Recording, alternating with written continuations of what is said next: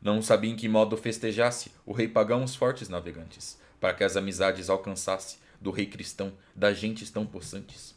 Mas vendo o capitão que se detinha, jamais do que devia, e o fresco vento convida, que parte e tome asinha os pilotos da terra e mantimento, não se quer mais deter, que ainda tinha muito para cortar do sal suagento. Bom, isso aqui são alguns dos versos do sexto canto dos Lusíadas. Tudo bom, pessoal? Meu nome é Caio Mota Ribeiro e hoje eu vou estar aqui comentando com vocês mais uma vez a grande obra de Camões, Os Lusíadas. Dessa vez, como vocês devem estar vendo aí no título do vídeo, eu vou estar comentando, resumindo, o sexto canto, que a gente já leu todas as suas 99 estrofes nos últimos vídeos. Como eu sempre faço, né? No começo de cada vídeo, deixo eu recapitular o que acontece antes. Então, aqui nesse vídeo, eu vou, antes de começar a falar do sexto canto, vamos resumir do primeiro até o quinto. O Camões começa o primeiro canto fazendo a introdução da obra, onde ele diz, né, ali no primeiro, no segundo e no terceiro verso, mas principalmente no primeiro e no primeiro e na segunda estrofe, né? Primeira, segunda e terceira estrofe é a introdução, mas principalmente na primeira e na segunda, ele diz que está cantando os grandes feitos do povo lusitano. Ali na primeira estrofe ele diz que está cantando os grandes feitos das armas e dos barões, né? Ou seja, são dos guerreiros, dos soldados, dos nobres portugueses que saíram ali das praias de Portugal e desbravaram o Oriente pelos mares. E ali na segunda estrofe ele também diz que vai estar cantando as gloriosas memórias dos reis portugueses que foram dilatando a fé e o império, e também qualquer um que tenha participado disso. Ou seja, os Lusíadas, né, eu sempre falo isso para vocês, é o Camões cantando os grandes feitos do povo lusitano.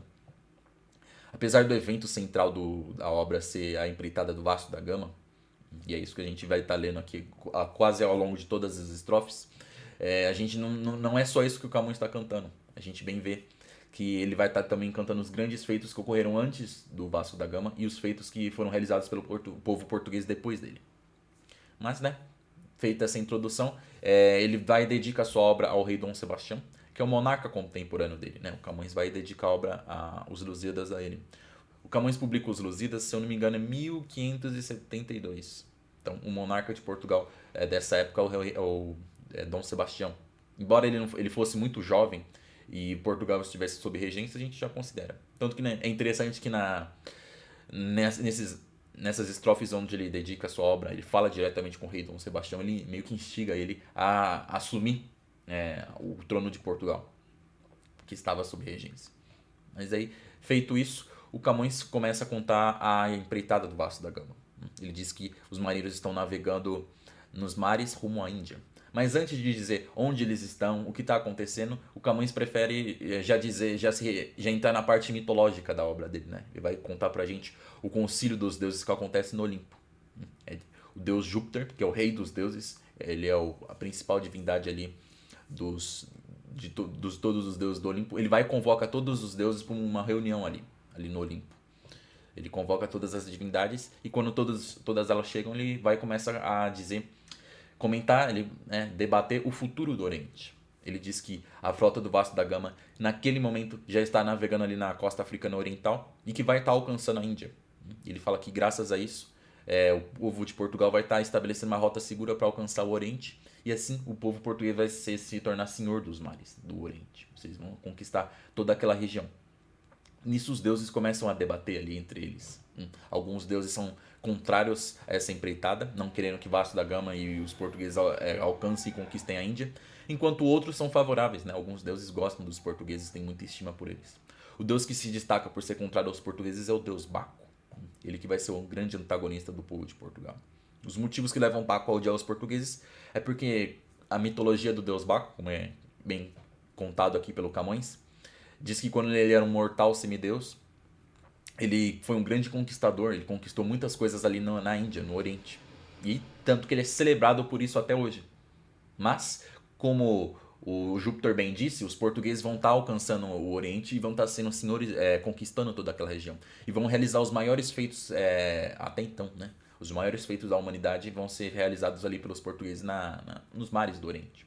E esses feitos vão ser tão grandiosos que vão sobrepujar e jogar os feitos que o Baco realizou no passado no esquecimento. Afinal, vão ser os maiores feitos, né, da humanidade. Nisso, o Baco é tomado de um ódio muito grande ao saber disso. E por isso ele não vai medir esforços para destruir a frota do Vasco da Gama e impedir que os portugueses conquistem a Índia, alcancem a Índia e conquistem o Oriente. Sendo contrário a ele, ou seja, sendo favorável aos portugueses, a gente vê a deusa Vênus. Enquanto Baco odeia os portugueses, a deusa Vênus ama os portugueses. Vênus diz que ama os portugueses porque eles se assemelham muito aos romanos, o povo que ela tanto ama, que ela tanto amou. E porque os portugueses também,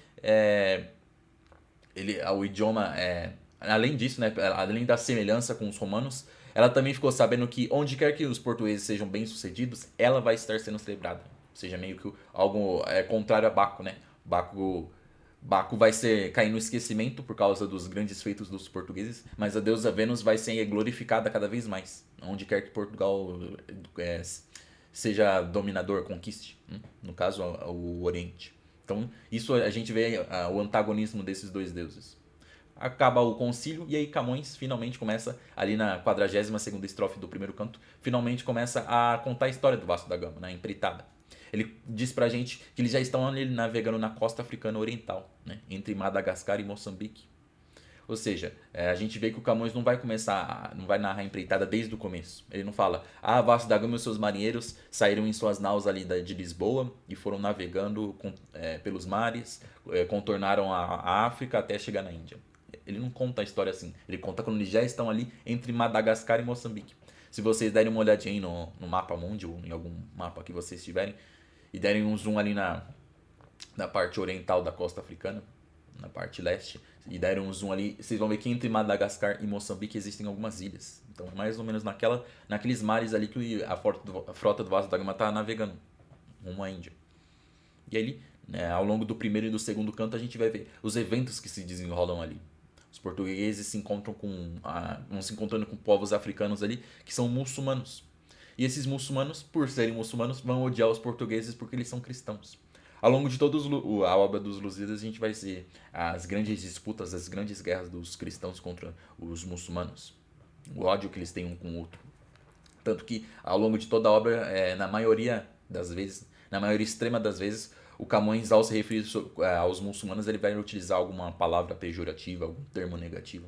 Então a gente vê esse ódio. O deus Baco, vendo que os portugueses estão se encontrando com os muçulmanos africanos e que os muçulmanos odeiam os portugueses por serem cristãos, ele vai e se aproveita disso. Ele vai até os muçulmanos e manipula eles, engana eles e volta eles contra os portugueses. Baco propõe algumas armadilhas ali que podem levar à destruição da frota portuguesa.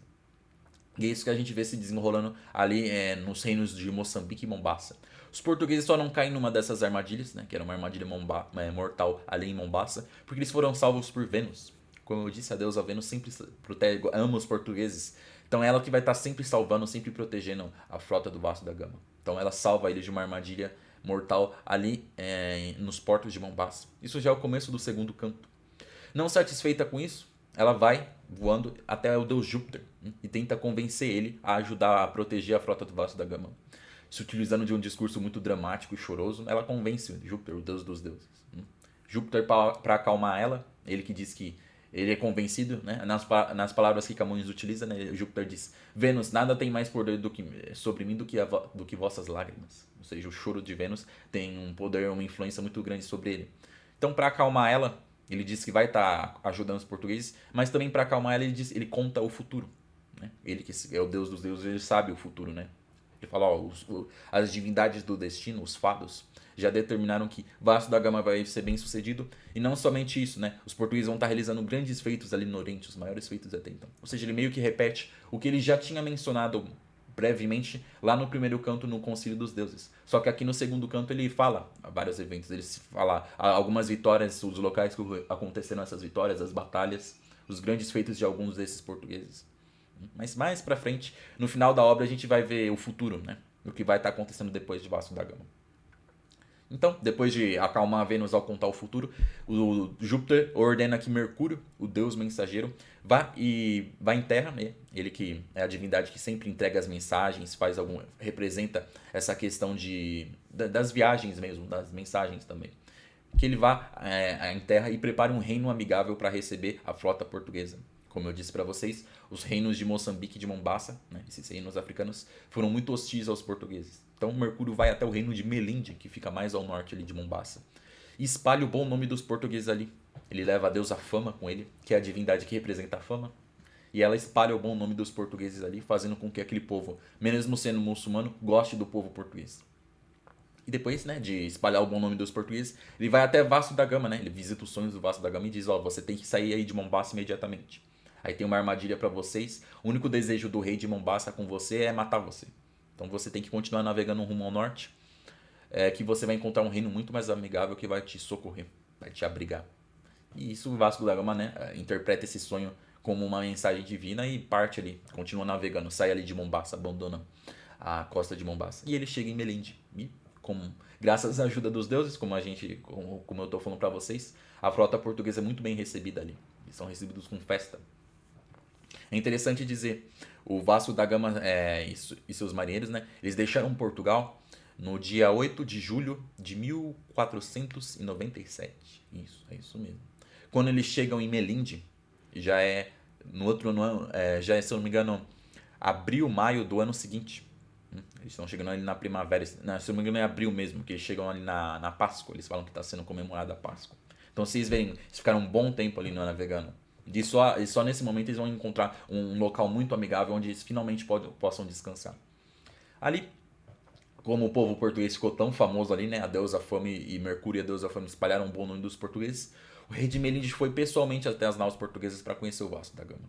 A gente vê ali no final do segundo canto que existe essa questão, que o Vasco da Gama ele não pode deixar as naus portuguesas, é uma ordem direta do rei de Portugal.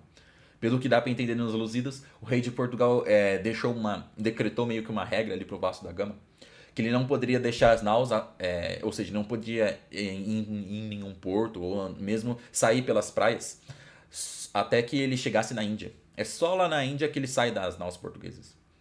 Embora a gente vê que ali no quinto canto, a gente vê que em um momento o Vasco da Gama ele fica na praia de um local, né? Ela é a Baía de Santa Helena, mas ele não explora aquilo ali propriamente dito. Ele não abandona as naus.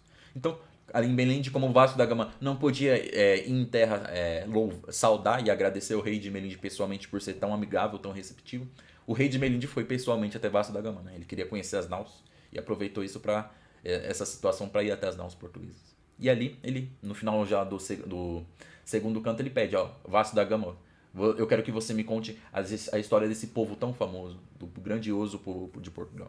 E aí se encerra o segundo canto. O terceiro canto é Vasco da Gama aceitando esse pedido. Né? Ele fala, tudo bem, eu vou estar contando. E aí ele começa a contar a história de Portugal. O rei de Melinde pediu para que ele descrevesse o território de Portugal, falasse sobre os antepassados portugueses, os antigos lusitanos no caso, falasse sobre as grandes batalhas que o povo português que os reis portugueses travaram, principalmente as batalhas que eles travaram contra os muçulmanos. O rei de Melinde é muçulmano e ele fala isso mesmo. Eu quero saber as grandes guerras que vocês travaram contra as pessoas da minha religião. Eu quero saber das grandes guerras que os portugueses travaram contra os muçulmanos. E depois disso, depois do Vasco da Gama estar contando a história de Portugal, como o Portugal foi se expandindo, ele pede para que Vasco da Gama conte e faça um relato da sua viagem. Ou seja, conte o que ele viu, por onde ele passou, desde que ele saiu de Lisboa até chegar aonde ele está agora, que é o Reino de Melinde. Então o Vasco da Gama concorda. O começo do terceiro canto o Vasco da Gama, Camões, por meio do Vasco da Gama, descreve a história da Europa. Descreve o território europeu. E depois ele descreve o território ali da Península Ibérica, que é onde fica Portugal. E ele vai dizer os eventos que levaram ao surgimento do Reino de Portugal. Eu sempre falo isso em quase todos os vídeos, na hora que eu estou resumindo, que esse encontro do Vasco da Gama com o rei de Melinde é uma grande justificativa, uma grande desculpa para o Camões contar pra gente o que aconteceu antes da empreitada portuguesa. A gente vai ver que ele vai estar contando a história de Portugal. Como eu bem falei para vocês, apesar do evento principal dos Lusíadas ser a empreitada do Vasco da Gama, Camões não está falando só disso. Ele está falando dos grandes feitos do povo português, do povo lusitano. Por isso que chama os Lusíadas. É por isso.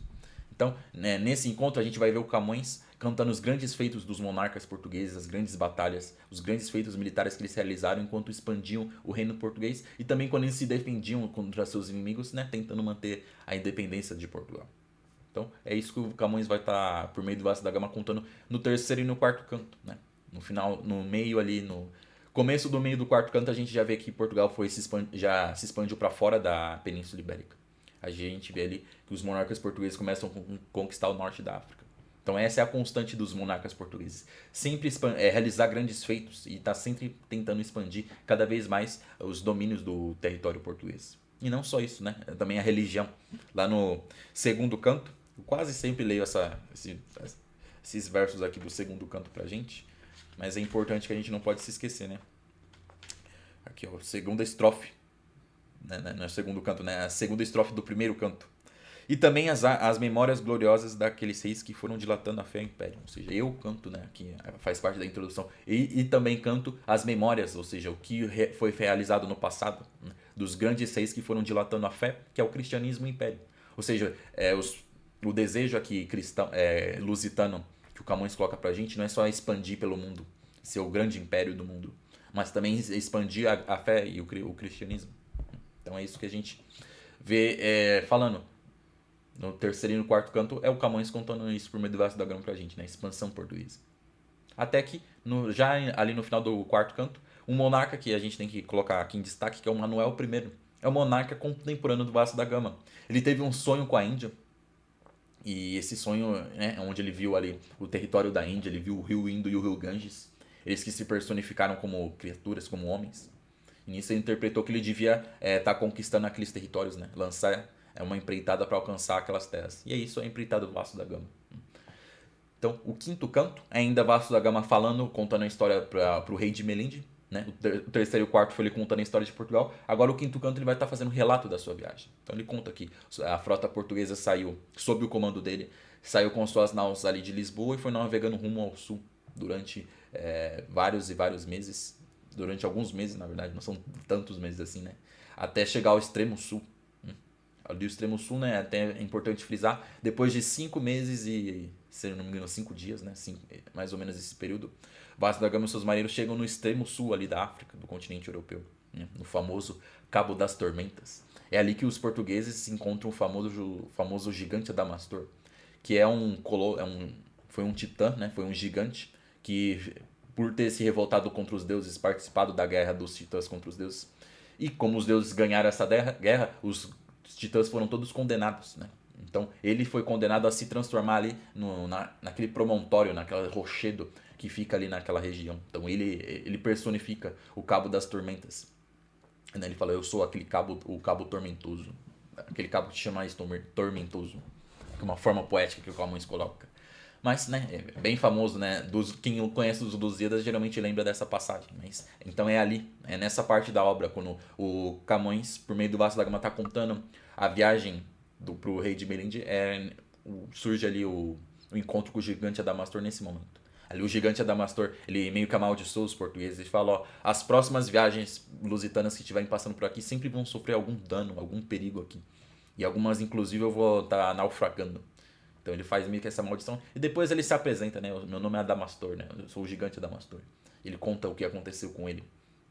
Isso, o Vasco da Gama passa por ali intacto, mas com muito medo. E continua navegando. Até chegar em Melinde, né? Melinde fica ali no norte da costa africana oriental. Ainda no finalzinho aí do quinto canto, né? Onde ele faz esse relato do resto da viagem dele. Ele conta, né, as dificuldades que eles passaram. As tempestades, as tormentas. O problema com o escorbuto, né? Que o alimento dos portugueses estava contaminado, então eles não tinham muito. Eles começaram a ter uma dieta carente de vitaminas. Para quem lembra aí das aulas de história e da aula de biologia, né? Escorbuto é uma doença causada pela deficiência da vitamina C.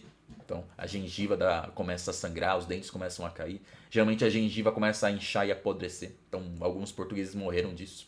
Se não bastasse isso, teve um encontro inamistoso com os muçulmanos de Moçambique e Mombasa.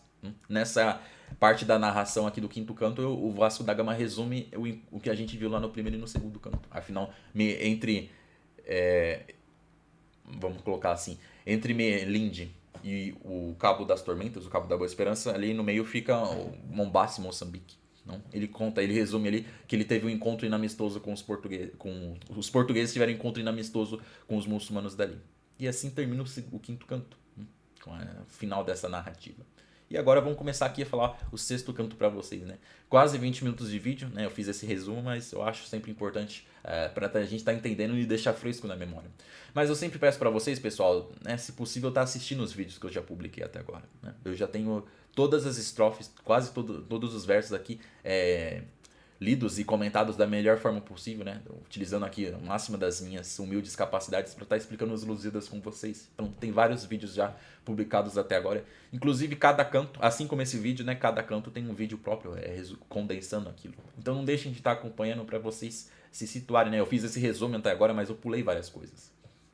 E esse vídeo, inclusive, é um resumo. Eu não vou falar absolutamente tudo do sexto canto aqui. Então não deixem de estar assistindo aos vídeos anteriores aqui do meu canal. Mas o sexto canto começa quando termina-se a narrativa. Inclusive eu li o comecinho dele aqui com vocês. Foi aquela frase onde o rei de Melim diz que não sabe como agradecer. Afinal, no fim do quinto canto, quando o Vasco da Gama terminou de contar aquilo, ele se mostrou muito impressionado.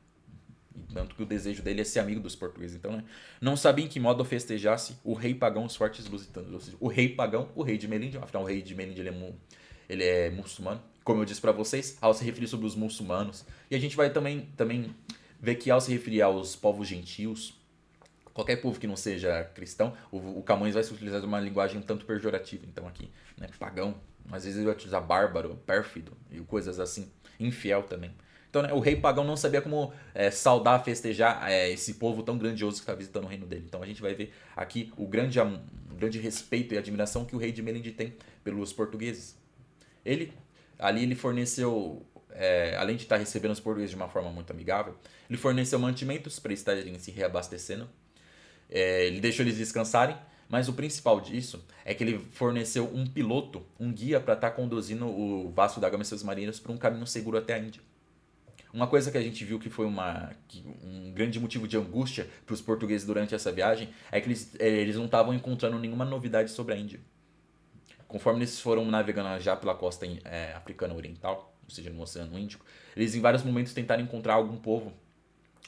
Quando eles encontravam com os africanos, eles sempre pediam alguma informação sobre a Índia. Só que ninguém nunca tinha nada para falar para eles, né? Às vezes eles nem conseguiam se comunicar direito, afinal, a linguagem dos povos nativos africanos que eles encontraram era impossível não tinha nenhuma correlação com o idioma, os vários idiomas que os portugueses falavam. Então, eles não obtinham nenhuma informação sobre a Índia. Então, eles ficavam com muita angústia. A gente viu lá no primeiro e no segundo canto, principalmente ali acontece no primeiro e se desenrola ali no segundo canto também, que uma das armadilhas que o deus Baco propôs para os muçulmanos de Moçambique para destruir os portugueses foi fornecer um guia, um piloto, para estar conduzindo o Vasco da Gama até a Índia, que era isso que ele desejava, né? Alguém que pudesse guiar ele por um caminho melhor. Só que esse piloto de Moçambique, na verdade, ele era ele era a armadilha. Em vez de levar o Vasco da Gama e seus marinheiros para a Índia, ele levou eles para Mombasa, onde tinha uma armadilha. Então, ali em Melinde, finalmente o Vasco da Gama e seus marinheiros conseguem um piloto amigável que vai realmente levar eles para a Índia. O piloto de Moçambique tentou sabotar eles. O piloto de Melinde, que foi fornecido pelo rei de Melinde, é amigável, vai estar levando eles por um caminho seguro. Então, graças a isso, os portugueses vão estar saindo dali de Melinde e seguindo uma rota segura até a Índia. O rei de Melinde ainda disse disse que quer ser amigo do rei de Portugal, estabelecer uma relação amigável, e diz que o reino dele está à disposição dos grandes portugueses, né? Sempre que qualquer empreitada portuguesa estiver saindo de Portugal e indo até a Índia e voltando, eles sempre podem estar parando ali nos portos de Melinde. Ele sempre vai estar recebendo eles. E assim o Vasco da Gama parte com seus marinheiros e já começa a navegar ali rumo à costa da Índia. Nisso, o deus Baco, mais uma vez, vai tentar destruir os portugueses, vai tentar destruir a frota portuguesa, né? Como eu disse para vocês, ele é o grande antagonista. Ele não vai medir esforços para tentar impedir que os portugueses alcancem a Índia e assim realizem os grandes feitos que vão sobrepujar os feitos dele, os feitos de Baco. Então, ele vai agora tentar manipular os deuses do mar. Como a gente viu ali no primeiro e no segundo canto, o Baco tentou manipular os muçulmanos para que os muçulmanos destruíssem os portugueses. Como isso não deu certo, agora ele vai manipular os deuses do mar contra os portugueses. Ele desce ali do Olimpo, onde ele estava, e vai até as profundezas do mar, até o palácio do deus Netuno, que é a divindade dos mares, o rei dos mares. Ele é equivalente ao deus Poseidon, né, o deus grego Poseidon. E nisso ele vai lá e pede para que... Ele chega ali e vai até onde Netuno estava e pede que Netuno convoque todos os deuses do mar para uma reunião imediatamente. Ele pede isso. O Netuno estranha, né? Mas curioso para saber o que Baco pretende, ele vai e faz isso. Ele manda o filho dele, que é o Tritão, soar uma concha assim, e com o som da concha era um chamado convocando todos os deuses ali. A gente tem que lembrar, né? No primeiro canto, Júpiter convocou os deuses para uma reunião, um concílio ali no Olimpo, né? Só que o Júpiter convocou todos os deuses. O Baco tá pedindo para que Poseidon convoque somente os deuses do mar. A intenção deles, né? Ele até diz isso na hora que ele tá falando as palavras dele. Ele falou, ó, entre os deuses ali do Olimpo eu não obtive nenhuma ajuda para tá resolvendo esse problema meu com os portugueses. Ele confessa, né? Ele fala que a intenção de destruir os portugueses é para que eles não, para que o nome dele não caia no esquecimento. Então ele falou, se entre os deuses do céu eu não obtive isso, eu vou encontrar aqui nos deuses do mar. É mais ou menos isso que ele diz. E aí ele fala isso, né? Com um discurso muito manipulador e dramático, ele convence os deuses do mar a atacar os portugueses. Ele fala que a humanidade há muito tempo vem desrespeitando as divindades. Os homens vão realizando feitos cada vez maiores, principalmente os feitos marítimos. Ele fala que é um grande insulto quando o primeiro homem, quando o homem pela primeira vez construiu um barco e decidiu ultrajar, violar as águas do mar com esse instrumento, que é a embarcação. Ele diz que isso é uma grande afronta, que os deuses têm que os deuses do mar têm que começar a se mexer e fazer algo a respeito disso, porque logo os humanos vão tomar o posto dos deuses. Ele fala isso, né?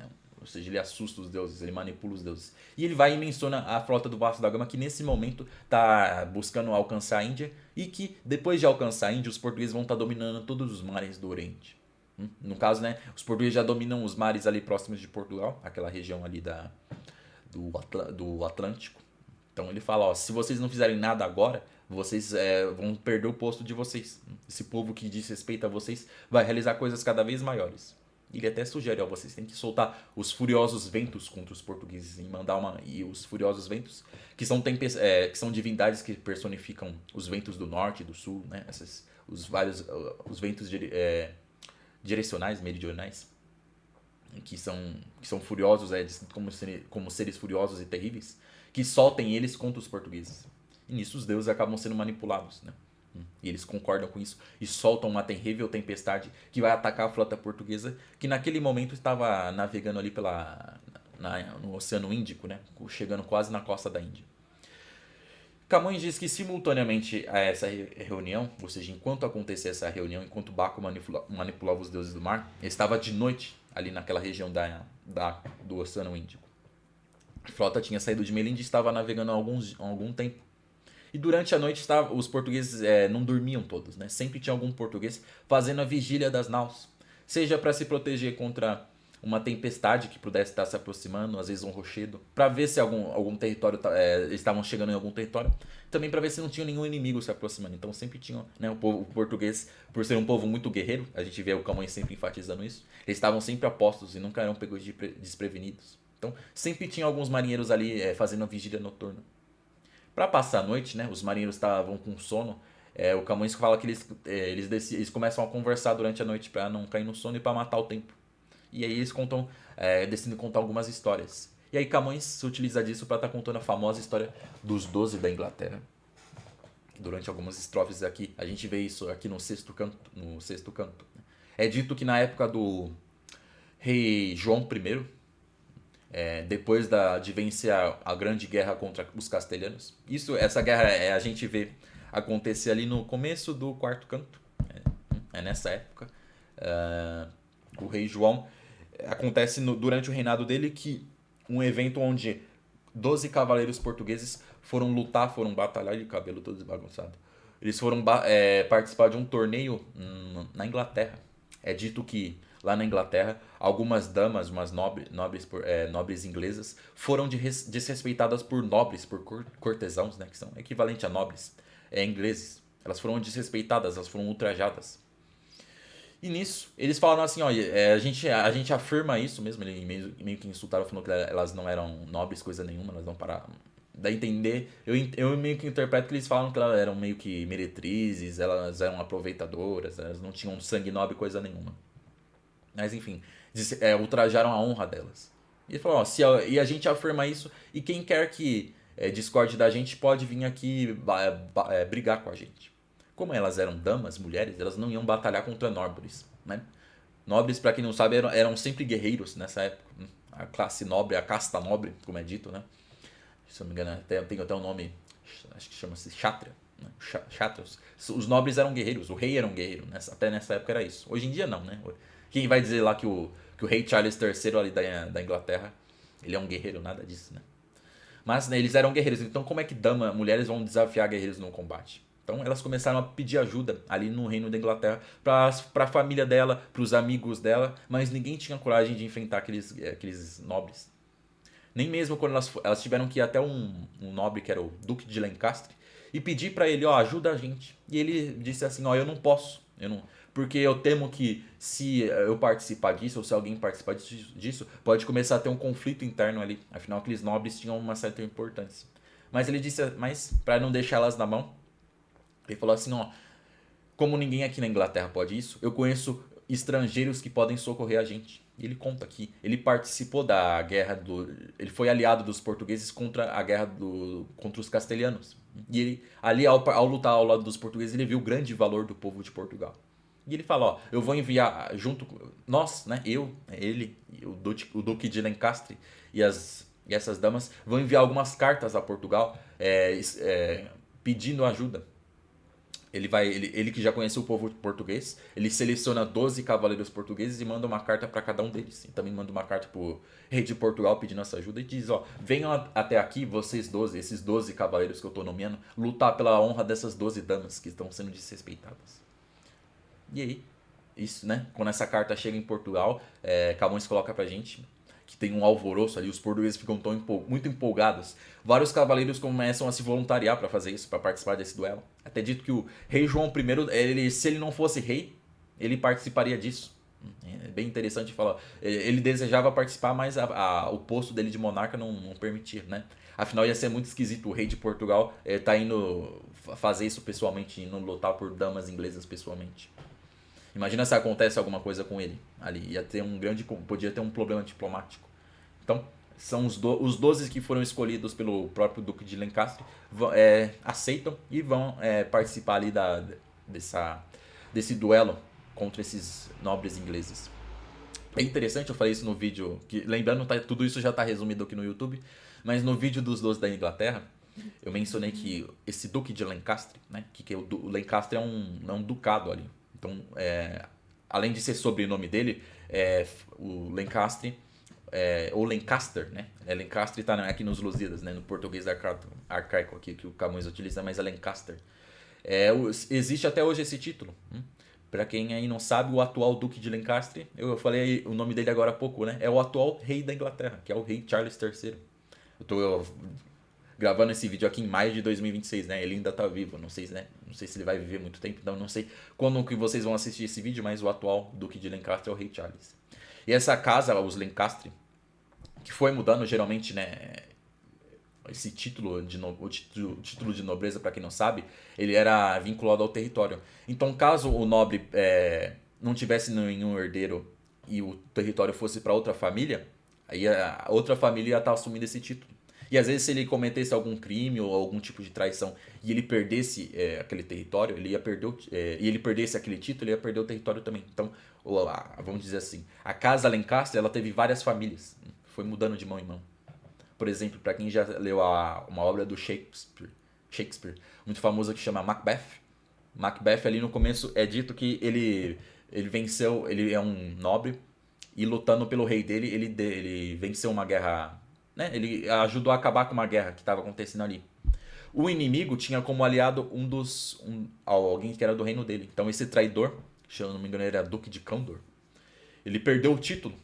E esse título foi dado para o Macbeth como presente. Então Macbeth herdou esse título e também o castelo. Então, pra vocês verem, né? Esse título do Duque de Lancaster, ele passou por várias famílias. E ainda para falar um mais, né? Tô me estendendo aqui. Mas existe um seriado muito famoso chamado Game of Thrones. Todo mundo já assistiu, né? É aquele que tem aqueles dragões e tem aquela intriga diplomática muito famosa. Quando eu era mais novo, eu li os livros. Tem uma família muito famosa ali, muito influente, né? E odiada por quase todo mundo, que são os Lannisters. O nome Lannister é inspirado em Lancaster, para quem não sabe. Mas terminando aqui nossas referências históricas, os 12 portugueses vão para lá, sendo que um desses, né, um dos 12, que é o Magriço, Um desses cavaleiros, ele não vai por terra. Não, quer dizer, ele não vai pelo mar. O rei de Portugal, quando ele autorizou os portugueses a partirem, ele preparou uma embarcação para estar levando eles, né? Saindo ali do porto e indo até Londres. Mas um desses cavaleiros, ele pediu, ó, eu não vou por mar com vocês. Eu sempre quis explorar o mundo e conhecer o que existe para fora de Portugal. Então, eu vou pela Inglaterra, só que eu vou pelo continente. Então ele sai ali do porto, vai atravessando os territórios espanhóis ali na Península Ibérica, passa pela França. Se eu não me engano, ele vai ele vai lá para Bélgica e dali ele pega um porto e finalmente chega na Inglaterra. Ele até chega atrasado. Ele chega em cima da hora no dia do torneio, né? Deu até a impressão da forma que Camões narra pra gente que os portugueses iam ter que lutar em 11 contra 12. Mas aí o Magriço chega para participar. E os portugueses, sendo um povo muito guerreiro, eles vencem os ingleses ali. E é feita uma grande festa ali. Com as damas celebrando os nobres cavaleiros portugueses que vieram até o país delas para defender a honra delas. E nisso começa assim a encerrar essa história. Lembrando, né? Essa história dos 12 da Inglaterra é um momento em que os marinheiros que estão navegando, estão fazendo a vigília noturna das naus portuguesas, matam um tempo para ficam conversando. Mas nisso a história se interrompe porque eles percebem uma grande tempestade se aproximando. São os ventos. Lembrando, né? Baco manipulou os deuses do mar para soltar os terríveis ventos contra a frota portuguesa. Então, os ventos estão chegando, uma terrível tempestade que chega e destrói a frota portuguesa. É dito que ela chegou tão rápido e com tanta força que os portugueses, que uma das embarcações, se eu não me engano, a embarcação é a capitania do Vasco da Gama. É a do Vasco da Gama ou a nau do irmão dele, né? Estavam nesse momento em 3 naus. 3 ou 4 naus. Talvez foi a nau do Vasco da Gama ou a nau do irmão dele, o Paulo da Gama, que estava navegando junto com o Vasco da Gama ali. O impacto foi tão forte que ela quebrou o mastro, né? Quebrou a vela, caiu ali a vela. Imaginem isso, o desespero. E aí a tempestade é muito forte, durante toda a noite assola os portugueses. E o que os portugueses fazem ali? Nada, eles não têm o que fazer a não ser rezar. O que um cristão faz no momento de desespero? Ele invoca Deus, se ajoelha e começa a rezar pedindo que Deus tenha misericórdia, que tire ele dessa situação. Todos nós, né? Eu sou cristão, eu acredito que vocês que estão assistindo esse vídeo também são, né? Todos nós em algum momento, ou quase sempre, chamamos Deus pedindo para que ele nos socorra. E nisso, a deusa Vênus escuta as preces, né? A gente vê o Camões descrevendo a prece do Vasco da Gama, e quem escuta essa prece é a deusa Vênus. E ela imediatamente vê que vai salvar os portugueses, né? Ela percebe que isso não passa de mais uma armadilha do deus Baco. Então ela vai e chama as ninfas. Lá no começo do segundo canto, eu disse para vocês que Vênus salvou os portugueses de uma armadilha em Mombasa. A frota portuguesa estava entrando em Mombasa e a deusa Vênus, para impedir que eles caíssem nessa armadilha, afinal o Vasco da Gama não sabia que era uma armadilha e estava sendo manipulado pelos muçulmanos, ela foi até as ninfas no mar, que são as Nereidas, e com a ajuda delas ela segurou as naus e impediu que as naus entrassem ali no porto de Mombasa. E não só isso, ela virou as naus e mudou elas de direção. E nisso aconteceu ali, a armadilha contra os muçulmanos foi descoberta. Aqui, para salvar os portugueses contra a fúria dos ventos, ela vai pedir mais uma vez a ajuda das ninfas. Só que ela não vai mandar as ninfas brigarem com os ventos ou em fazer qualquer tipo de confusão. A Vênus é a deusa do amor, ela vai se utilizar do amor, dos seus dotes, dos seus atrativos femininos para resolver essa situação. O que ela faz? Ela manda as ninfas irem seduzir os ventos. Lembra que eu falei que os ventos aqui são personificados como divindades? Então as belas ninfas vão até, né, se aproximam ali dos ventos e começam a jogar charme pra cima deles. Principalmente falando, ó, vocês estão muito furiosos, vocês estão assustando a gente. Nós te amamos, nós as ninfas falando isso, né? A gente vê uma das ninfas, se eu não me engano é a Auritia, ela falando, ó, você tá me assustando, vem. Ela tá falando pro Bóreas, se eu não me engano. Pro Bóreas ou pro Noto. Mas ela falou, você tá me assustando. Se você continuar bravo desse jeito, eu não vou eu não vou continuar amando você. Nisso, né? Como todo masculino que né? Como todo homem, né? É facilmente manipulado pela uma voz doce e um jeitinho feminino de uma mulher. Então, eles se acalmam. E nisso, Vênus faz com que a tempestade que estava atacando os portugueses cesse, né? Ela se interrompa. Nesse momento tá até amanhecendo. E é justamente nesse momento que os portugueses estão chegando ali na Índia. Então, Vênus salva os portugueses, né? Justo quando eles passam a noite inteira sendo atacados pela tempestade, mas eles sobrevivem. E nisso a frota portuguesa finalmente chega na Índia. E assim Vasco da Gama se ajoelha mais uma vez e agradece Deus. Ele agradeceu Deus por ter sido salvo pela essa terrível tempestade, mas principalmente ele agradece a Deus, ele dá graças a Deus por ter chegado na Índia, que é o grande objetivo dele, né? Ele finalmente alcança e realiza esse grande feito, né? Ele saiu ali de Lisboa, atravessou o mar, contornando a África, por uma rota mais longa e nunca feita até então, e alcançou a Índia. É o maior feito da humanidade até então, feito pelo senhor Vasco da Gama. E nisso, Camões encerra meio a narração, aqui essa parte da narração. Mas ele não encerra o sexto canto, né? Ele vai continuar. A gente vai ver a narração nos próximos cantos, no sétimo canto, mas ele não encerra o sexto canto. Ele ainda faz algumas considerações, alguns comentários sobre a glória e o preço que se tem que pagar para conquistar, né? Que acontece ali no sexto. Isso, estava consultando aqui a minha colinha. Mas aqui a estrofe já é a estrofe 95, né? 95ª estrofe. Eu até li o comecinho dela com vocês, eu vou ler ela de novo para contextualizar. Por meio desses hórridos perigos, desses trabalhos graves e temores, alcançam os que são de fama amigos, as honras imortais e graus maiores. Ou seja, né? Como é que você vai ser amigo da fama? Como é que você vai conquistar a fama? Ou você vai ser reconhecido? Como é que você vai conquistar grandes honras imortais? O que é uma honra imortal? É você, mesmo depois de já ser morto, ainda ser lembrado. Olha o Vasco da Gama. O Vasco da Gama morreu há vários séculos, mas graças ao Camões, os feitos dele estão sendo imortalizados aqui nessa obra. Ou seja, e de vários outros personagens portugueses, né, que são muito famosos. Ou seja, se você busca realizar grandes feitos, você vai ser imortalizado. E como é que você alcança os grandes feitos, né?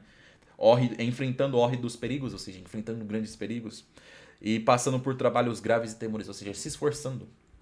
Ao longo dessas estrofes finais aqui do sexto canto, o Camões enfatiza isso, né? Se você quiser se tornar alguém famoso e realizar um grande feito, fazer alguma coisa grandiosa, você tem que se esforçar, trabalhar duro e se sacrificar. E ser forte, né? Buscar fortaleza. E não, né? E ao longo até das estrofes ele fala, não ficando sentado no sofá, não ficando enrolado em cobertores, não ficando jogado entregue à preguiça e à gula. Tem que deixar essas coisas de lado, os prazeres, o conforto e se esforçar, porque é assim que você vai se tornar uma pessoa grandiosa. É assim que Camões encerra aqui o sexto canto, né? É interessante que ele, ao longo aqui da obra, eu meio que interpreto que ele está falando isso pro povo de Portugal. Mais pra frente na obra a gente vai ver que ele critica a Portugal, o Império Português contemporâneo dele, contemporâneo de Vasco da Gama, ou seja, ali já no meio pro final do século XVI. Ele fala que o povo português, né, já deixou meio que de ser grandioso. Ele dá a entender isso. Tá meio, ele meio que diz que o povo português está meio jogado na preguiça, tá só aproveitando as conquistas realizadas anteriormente. E ele fala, ó, e ele meio que instiga o povo a buscar continuar realizando os grandes feitos que foram realizados pelo povo português ao longo desses séculos. Então, nessas estrofes do sexto canto, eu já meio que interpreto isso, né? É uma visão dele, instigando e dizendo pro povo português não sair da preguiça. É meio que interpreto assim. E é assim que Camões encerra o sexto canto. Certo, pessoal? Pedi para vocês deixarem um like, se possível tá comentando esse vídeo, né? Me dizer aí o que vocês estão achando da minha leitura, né? Qualquer crítica, qualquer comentário é muito bem-vindo. E eu também vou pedir para vocês assistirem os vídeos anteriores, né? O comecinho desse vídeo aqui, né? Quase metade desse vídeo foi eu resumindo do primeiro até o quinto canto. E depois eu resumi aqui o sexto canto. Mas todas essas estrofes aqui, até o fim do sexto canto, estão comentadas aqui no YouTube para vocês, né? Eu aqui me utilizando das minhas humildes capacidades, estou comentando aqui com vocês. Então não deixem de estar assistindo esses vídeos para vocês se situarem melhor na nossa leitura. Também vou pedir para vocês se inscreverem aqui no meu canal para vocês acompanharem os próximos vídeos, né? O próximo vídeo que eu vou publicar aqui no YouTube é o começo do sétimo canto. Antes do Camões contar pra gente como é que foi a chegada do Vasco da Gama e de seus marinheiros ali na Índia. O sétimo canto é a chegada dos portugueses ali na Índia. O encontro dele com os indianos, o povo indiano ali do reino de Calicut. Né? Até esqueci de falar, né? Quando eles chegam ali, aquele piloto guia de Melinde, ele fala pro Vasco da Gama, olha, finalmente a gente chegou na Índia, finalmente vocês alcançaram esse local que vocês tanto desejam. Se eu não me engano, aqui é a terra de Calicut, que quer dizer Calicut, que é uma província ali da Índia, né? A Índia, nessa época aqui que o Vasco da Gama chega, ela não é unificada, são vários reinos. Então eles estão chegando ali no reino de Calicut. Então, o sétimo canto é a chegada dos portugueses ali. Mas nas primeiras estrofes, o Camões faz alguns comentários, né, sobre o mundo cristão, onde ele saúda o povo português por estar sempre se esforçando para expandir o cristianismo. E o Camões também critica os outros reinos, os outros povos cristãos ali da Europa, dizendo que eles ficam brigando entre eles ficam se preocupando com o umbigo deles e se esquecem de estar lutando pelo cristianismo. Então, é esse elogio que o Camões faz aos portugueses, essa crítica que eles faz aos povos cristãos que se inicia ali o sétimo canto. Então, não deixem de se inscrever aqui no YouTube para estar acompanhando esses vídeos e os próximos que eu vou estar publicando. E eu também, né, vou pedir para vocês estarem olhando um link que está aqui na descrição, que é um e-book que eu estou vendendo. É uma versão digital dos Lusíadas, toda comentada por mim. As mais de 1000 estrofes aí dos Lusíadas, todas comentadas da melhor forma possível, por apenas R$10. Como vocês bem devem ter percebido, é muito difícil ler os Lusíadas. Vocês que estão acompanhando a minha leitura aí já devem ter visto eu gaguejar várias vezes, eu falar alguma coisa errada, eu me confundir. Afinal, essa aqui é a maior obra da língua portuguesa. Eu leio os Lusíadas há alguns anos e ainda tenho dificuldade. Porque o Camões aqui está contando um épico clássico. O épico é a poesia, é a literatura, a poesia no seu nível mais alto. E o Camões ainda se utiliza de uma linguagem bem arcaica. Então, o português aqui é bem truncado, é difícil ler. E se não bastasse isso, o Camões vai citar deuses, divindades, personagens, reis, heróis, locais no mundo. Então, ter um manual, ter um guia é fundamental para auxiliar a nossa leitura. Senão a gente fica perdido, a gente não entende o que está acontecendo. E esse é o objetivo desse book que eu estou disponibilizando para vocês. Por apenas R$10 vocês vão ter as 10 estrofes aí dessa grande obra aqui, todas comentadas, né? Todas as mais... os 10 cantos, né? 10 estrofes, os 10 cantos dos Lusíadas, todos comentados, as mais de 1000 estrofes, todas explicadas da melhor forma possível para vocês. Tá bom, pessoal, né? R$10 só, tá de graça, eu tenho certeza que vocês não vão estar se arrependendo de estar adquirindo. Certo? Então é isso, quase 50 minutos de vídeo. Eu agradeço a audiência de vocês, pessoal. Meu nome é Caio Mota Ribeiro. Um forte abraço, fiquem com Deus.